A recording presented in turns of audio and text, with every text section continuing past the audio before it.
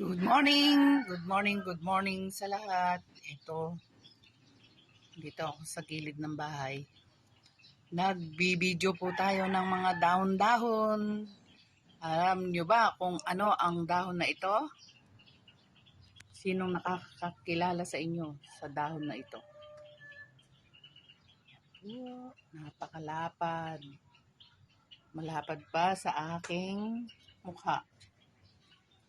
Ayan, nasira na po ito ng isang magaling naming pitbull. Kung tumalon ay parang kanyang pag-aari yung dahon. Yan po siya. Isang puno pa lamang po to. Ito ang pinakamalaking dahon na nakita ko dito sa paligid. Ayan. Dahon ng gabi. Isang puno pa lamang po yan. Lilipat naman tayo dito sa kabila. Ito ang isang puno pa. Magkatabi lang sila. Yan. Ang dahon ng gabi. Pwedeng lutuin yung katawan. Pwedeng lutuin ang laman. Lalo na lalagyan mo siyang gata ng nyog.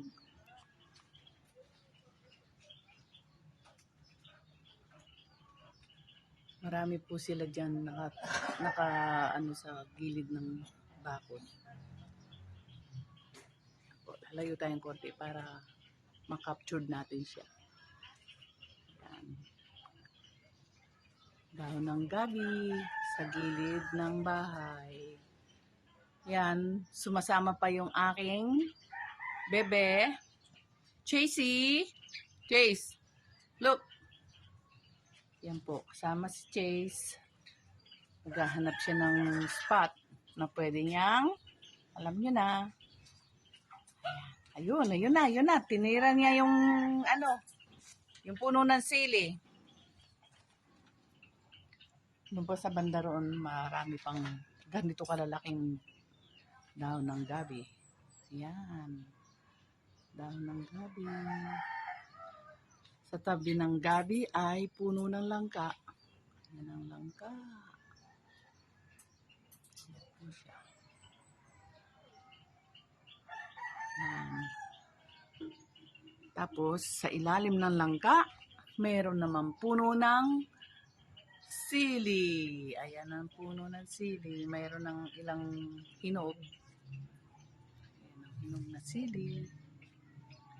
Kaya po dito sa amin, kung isa-dalawang sili lang kailangan mo, hindi ka nalalabas ng bakuran. Dito ka lang sa gilid ng bahay, makikita mo na siya. Ayan, namumula siya.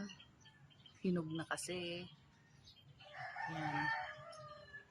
Ganyan din po yung mga tanim ko sa bundok. Marami akong tanim sa bundok. Siguro may mga 200 puno ng sili. Sili at saka dahon ng gabi. Dagdagan mo na lang ng gata. Tapos mayroon siyang daing. Sarap-sarap. Yan.